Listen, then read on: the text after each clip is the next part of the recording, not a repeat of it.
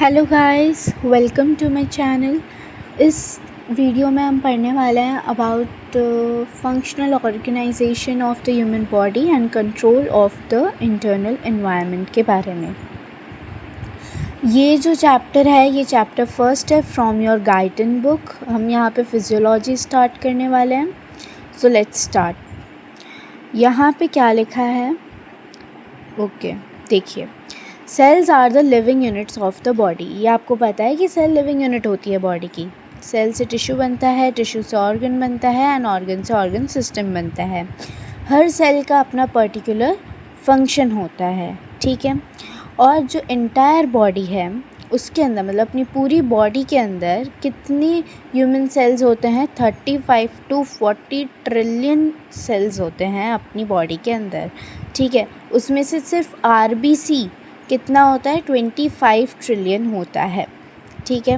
अब micro organism living in the body out number human cells, यानी human cells जो हैं उससे भी ज़्यादा कुछ आपके माइक्रो ऑर्गेनिजम्स भी ह्यूमन सेल के अंदर होते हैं, ठीक है। जैसे GIT, गैस्ट्रो इंटेस्टाइनल ट्रैक्ट, इसके अंदर 400 to 1000 माइक्रो ऑर्गेनिजम्स आपको देखने को मिल जाएंगे। GIT के अंदर कितने माइक्रो ऑर्गेनिज्म देखने को मिलेंगे? 400 to 1000 माइक्रो ऑर्गेनिज्म आपको यहाँ पे देखने को मिल जाएंगे। माइक्रोबायोटा क्या होता है, समझो इसे। तो ये कम्युनिटीज़ है माइक्रो ऑर्गेनिज्म की जो कि अपनी बॉडी के अंदर होती है, ठीक है। और ये इम्पॉर्टेंट फंक्शन प्रोवाइड करती है जो कि एसेंशियल होते हैं, जो कि ज़रूरी होते हैं अपने होस्ट के सर्वाइवल के लिए, अपने सेल के सर्वाइवल के लिए। तो माइक्रोबायोटा अच्छा है कि बुरा है? ऑब्वियसली माइक्रोबायोटा अच्छा है।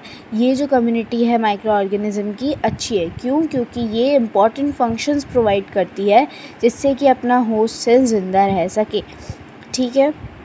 अब extra cellular fluid the internal environment, ये क्यों लिखा है?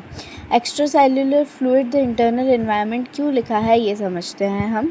देखो, सबसे पहले तो जो अपना इंटरनल एनवायरनमेंट है, ठीक है, उसमें सारा काम अपना एक्स्ट्रा सेल्यूलर फ्लूइड ही कर रहा है, इसलिए अपन ने उसको नाम दिया है कि ये अपना इंटरनल एनवायरनमेंट ही होता है, ठीक है।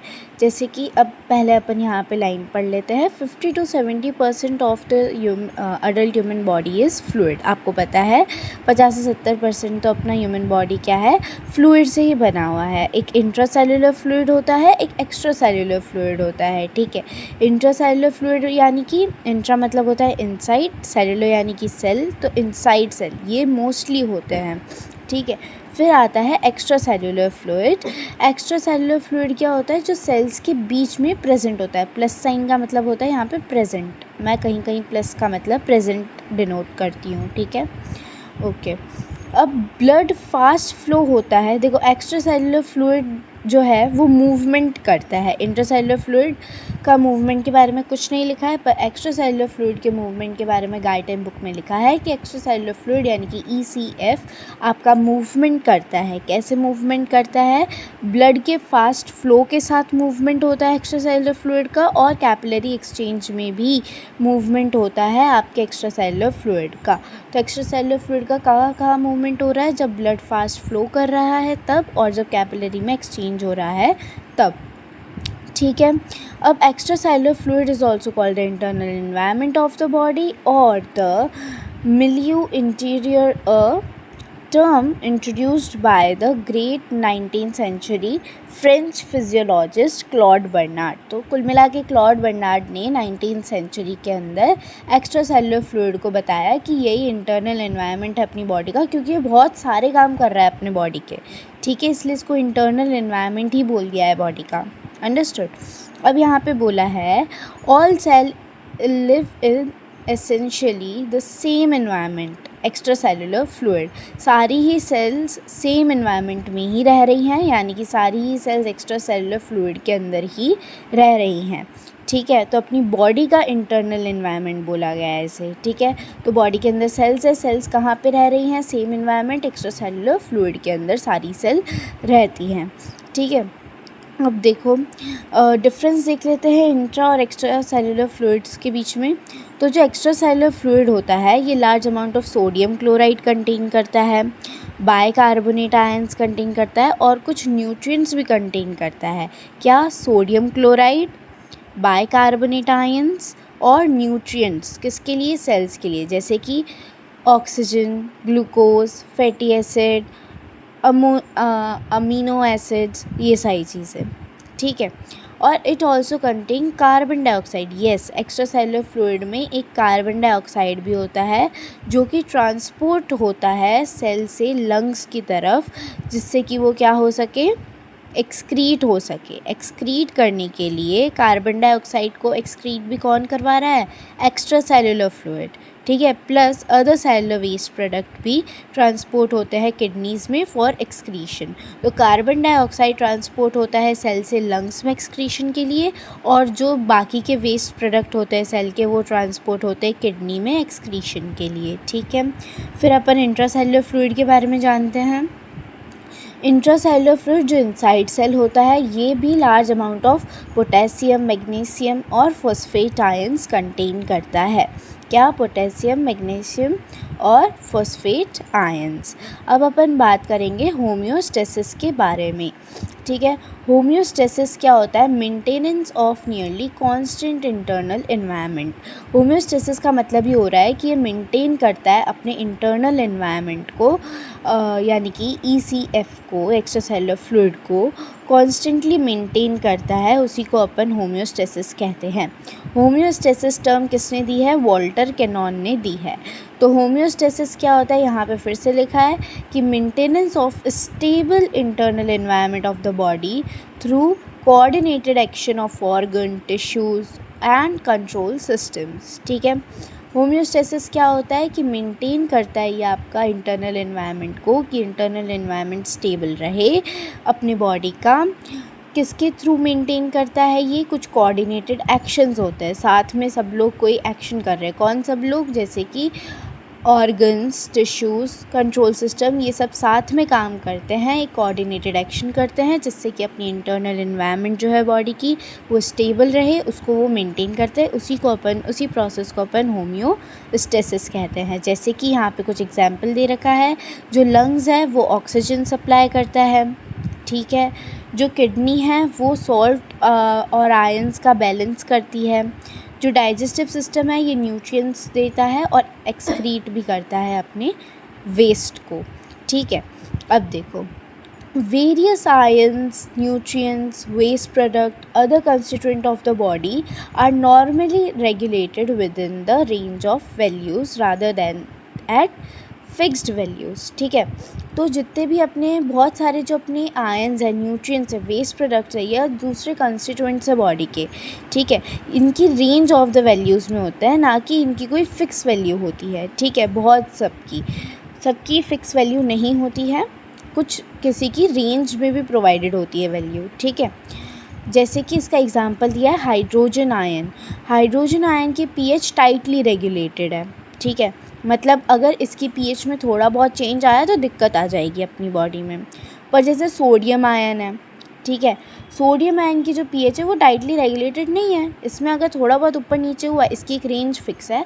रेंज फिक्स हो सकती है पर वैल्यू फ़िक्स नहीं है इसकी, ठीक है। और हाइड्रोजन आयन की वैल्यू फ़िक्स है कि अब सोडियम आयन के pH में अगर थोड़ा बहुत चेंज आता है तो उतना फ़र्क नहीं पड़ेगा, ठीक है। अब कंट्रोल सिस्टम क्या होते हैं? बॉडी के सिक्योरिटी गार्ड्स होते हैं, ठीक है। कंट्रोल सिस्टम में क्या क्या आ जाते हैं? नर्वस सिस्टम, हार्मोन्स और लोकल कंट्रोल्स। क्या क्या आएंगे? नर्वस सिस्टम, हार्मोन्स और लोकल कंट्रोल। ये कंट्रोल सिस्टम है हमारी बॉडी के, ठीक है। ये सब मिलके कंट्रीब्यूट करते हैं होम्योस्टेसिस में और गुड हेल्थ में। अब अपन देखते हैं होम्योस्टेसिस कंपेंसेशन इन डिजीज़ेस। कंपेंसेशन का मतलब क्या होता है? सबसे पहले ये जान लो। कंपेंसेशन का मतलब होता है short term survival but long term damage possible है यहाँ पर, ठीक है। थोड़ा बहुत शॉर्ट टर्म के लिए तो ये सर्वाइव मतलब टेम्प्रेरी ठीक करना, पर बहुत टाइम के लिए फिर वो उसको नुकसान भी, इसके साइड इफ़ेक्ट बहुत ज़्यादा हो जाएगा, ये मतलब है इसका, ठीक है। तो होम्योस्टेसिस कंपेंसेशन डिजीज़ में कैसे होता है वो देखते हैं। तो homeostasis compensation maintain life temporarily. Temporarily ये मेंटेन करता है लाइफ को, but may cause harmful long term changes in the body function में लॉन्ग टर्म चेंजेस ये कॉज करता है, ठीक है, जो कि हार्मफुल होते हैं, ठीक है। जैसे कि एक नॉर्मल स्टेट है, मैं आपको ये समझाती हूँ। जैसे कि अब अपनी एक नॉर्मल स्टेट है, उसमें होम्योस्टेसिस चल रहा है, बैलेंस चल रहा है, पूरी नॉर्मल स्टेट यानी होम्योस्टेसिस चल रहा है, ठीक है। अब कोई डिजीज़ हो गई तो होम्योस्टेसिस क्या हो गया, डिस्टर्ब हो गया, जो बैलेंस है इंटरनल एनवायरनमेंट का वो डिस्टर्ब हो गया, ठीक है।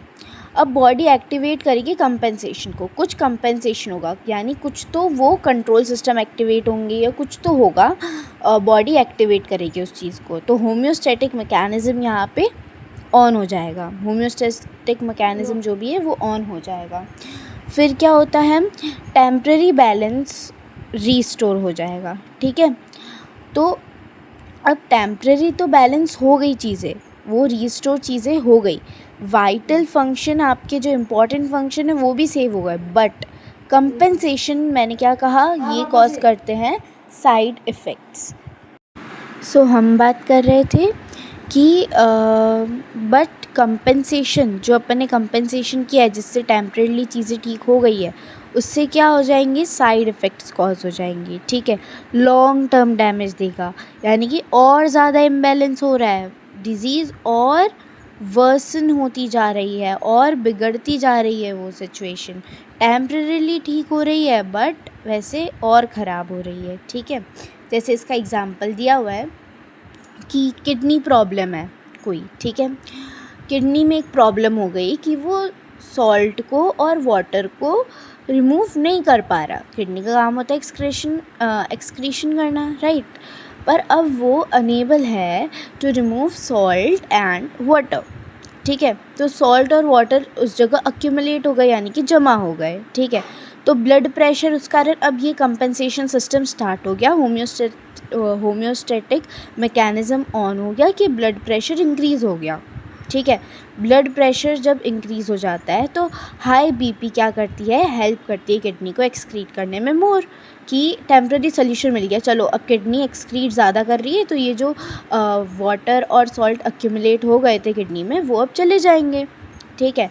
तो अब ये चले तो जाएंगे but long term BP damages, अब लॉन्ग टर्म के लिए अगर हाई बीपी रही तो क्या करेगी, वो ऑर्गन को डैमेज कर देगी, किडनी डैमेज और ज़्यादा हो जाएगा, इवन बीपी भी हाई हो जाएगी, ठीक है। तो एक तरीके से होम्योस्टेसिस का ये जो डिज़ीज़ में कंपेंसेशन है वो क्या है, सही नहीं है, ठीक है, वो सही नहीं होता है, यानी कि टेम्पररी तो चीज़ें ठीक कर देगा बट परमानेंट चीज़ें बिगड़ जाएंगी। अच्छा, अब देखो, extra cellular fluid transport and mixing system the blood circulatory system अपन पढ़ने वाले हैं। ब्लड सर्कुलेटरी सिस्टम पढ़ेंगे, उसके अंदर पढ़ेंगे कि एक्स्ट्रा सेलुलर फ्लूइड कैसे ट्रांसपोर्ट होता है और कैसे मिक्स होता है वगैरह वगैरह, ठीक है। तो पहले यहाँ पर आप देखो कि ये ECF यानी कि एक्स्ट्रा सेलुलर फ्लूइड, ठीक है। तो स्टेज 1 जैसे स्टेप 1 कहते हैं, तो सबसे पहले क्या हो रहा है, हार्ट पंप कर रहा है ब्लड को, ठीक है, हार्ट ब्लड को पंप कर रहा है, ब्लड फ्लो हो रहे हैं वेसल्स में, ठीक है। अब पंप कर रहा है ब्लड को तो कहीं तो फ्लो होंगे, कहाँ फ्लो होते हैं, वेसल में फ्लो होते हैं, राइट। तो फिर हार्ट पंप कर रहा है ब्लड को, ब्लड फ्लो हो रहा है वेसल में, कैपिलरीज पे रीच कर रहा है, फिर क्या हो रहा है, अब कैपिलरीज यहाँ पे एक्सचेंज पॉइंट आता है, कैपिलरीज अपना क्या होता है, एक्सचेंज पॉइंट होता है, ठीक है। तो यहाँ पे क्या हो रहा है, यहाँ पे एक्स्ट्रा सेलुलर फ्लूइड चल रहा है आपका, ब्लड, मैंने कहा था ब्लड के फास्ट फ्लो में भी एक्स्ट्रा सेलुलर फ्लूइड होता है, अब कैपिलरी एक्सचेंज में भी एक्स्ट्रा सेलुलर फ्लूइड कैसे है देखो, तो fluid moves to interstitial spaces, अब इंटरस्टिशियल स्पेसेस में फ्लूइड मूव करेगा, ये अपना एक्स्ट्रा सेलुलर फ्लूइड मूव करेगा। अब सेल्स जो हैं उनको तो ऑक्सीजन और न्यूट्रिएंट्स कौन प्रोवाइड करा रहा है, एक्स्ट्रा सेलुलर फ्लूइड प्रोवाइड करा रहा है, और वेस्ट जो है वो एक्स्ट्रा सेलुलर फ्लूइड फिर से ब्लड के अंदर डाल रहा है, ठीक है। तो कैपिलरीज़ के थ्रू ये एक्सचेंज होता है, आपने ये पढ़ा होगा प्रीवियस क्लासेस में कि कैपिलरीज़ के थ्रू होता है कि सेल्स अपना ऑक्सीजन और न्यूट्रिएंट्स ले लेता है ब्लड से और फिर ब्लड को क्या दे देता है, वेस्ट दे देता है इन रिटर्न, ठीक है। तो यहाँ पे क्या कौन काम आ रहा है, एक्स्ट्रा सेलुलर फ्लूइड ही काम आ रहा है। ये जो एक्स्ट्रा सेलुलर फ्लूइड है इसी के थ्रू ये एक्सचेंज वगैरह हो रहे हैं। ठीक है, देखो ज़रा ब्लड सर्कुलेशन की बात करते हैं। तो जब बॉडी रेस्ट स्टेज में होती है, यानी जब अपन कुछ भी नहीं कर रहे हैं, अपन एकदम रेस्ट स्टेज में हैं, अभी जैसे अभी रेस्ट बैठे हुए हैं, ठीक है, तो ब्लड जो है वो सर्कुलेट करता है 1 मिनट में 1 बार। पूरी बॉडी में जो ब्लड सर्कुलेशन होता है वो 1 मिनट में 1 बार होता है। ठीक है, बट जब कोई एक्टिव स्टेज में है, सपोज़ कोई रनिंग कर रहा है, स्विमिंग कर रहा है, जो भी एक्टिव स्टेज हो रही है अगर बॉडी की, तो 1 मिनट में ब्लड सर्कुलेट करेगा 5-6 बार। ठीक है, 5 to 6 टाइम करेगा। ठीक है, अब ज़रा ये देखो यहाँ पे क्या चल रहा है, मैं ये डायग्राम समझाती हूँ, general organisation of circulatory system. देखो यहाँ पे सबसे पहले क्या हो रहा है ना। अब देखते हैं अपन कि ऑक्सीजन है आपके लंग्स के अंदर। ठीक है, ये ऑक्सीजन गया और जो लेफ़्ट हार्ट है वो पंप करता है। ठीक है, और क्या करेगा, ये ऑक्सीजन वेरियस जगह जाएगा, फिर ये कैपिलरीज़ में, टिश्यूज़ में जाएगा। ठीक है, तो सबसे पहले तो ये जो ऑक्सीजन है ये क्या करेगा, ऑक्सीजनेटेड ब्लड आ गया। अब अपना देखो, अपन राइट हार्ट से स्टार्ट करते हैं, सपोज़ करो। ठीक है, अब राइट हार्ट जो है ये पंप करेगा डीऑक्सीजनेटेड ब्लड। ठीक है, ये डीऑक्सीजनेटेड ब्लड पंप करेगा जो कि लंग्स के अंदर जाएगा, यानी कि कार्बन डाइऑक्साइड जाएगी लंग्स के अंदर, वहाँ पे ये ऑक्सीजनेटेड ब्लड में कन्वर्ट होगी। अब ये जो ऑक्सीजनेटेड ब्लड है ये जा रहा है, अपना लेफ़्ट हार्ट पंप करता है ऑक्सीजनेटेड ब्लड, आर्टरीज़ में रहेगा ऑक्सीजनेटेड ब्लड और वेन्स में रहेगा डीऑक्सीजनेटेड ब्लड। ये मैंने यहाँ पे डिस्क्राइब कर रखा है। ठीक है, अब देखो ये जो ऑक्सीजनेटेड ब्लड है ये गट में जाएगा। गट यहाँ पे क्या करेगा, न्यूट्रिशन देगा ऑक्सीजनेटेड ब्लड को।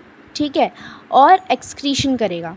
क्या यहाँ पे जो ऑक्सीजनेटेड ब्लड है उससे गट को क्या मिलेगा, न्यूट्रिशन।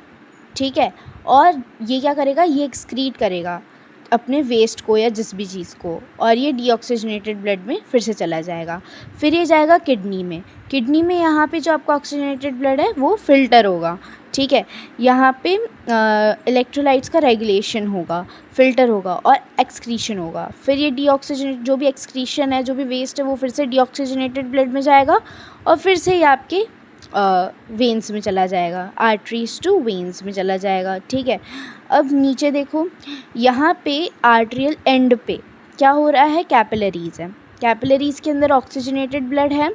ठीक है, ये आपके यहाँ पे सेल्स और कैपिलरीज़ के बीच में जो एक्सचेंज चलता है वो चलेगा, कि ऑक्सीजन मिलेगा सेल्स को, वेस्ट प्रोडक्ट्स वो फिर से वेन्स में डाल देगा, कैपिलरीज़ में डाल देगा, तो ये कैपिलरीज से ये वेन में डाल देगा।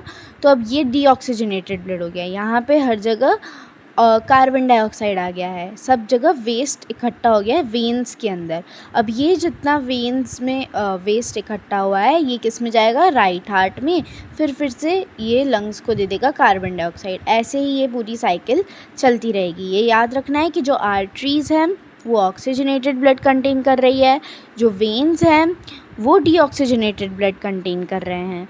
ठीक है, और गट न्यूट्रिशन का काम कर रहा है, किडनी फिल्टर का काम कर रहा है, आर्टरीज़ यहाँ पे एक्सचेंजिंग का काम करती हैं। ठीक है, अब एक और डायग्राम है यहाँ पे, ये समझो। ये पर्टिकुलरली क्या है, diffusion of fluid and dissolved constituent through the capillary wall and interstitial spaces. Interstitial spaces यानी कि सेल्स के बीच की स्पेस जो होती है। ठीक है, ये सेल्स हैं हमारी। ठीक है, ये सेल्स हैं, ये आर्ट्रियोल है, ये वेन्यूल है।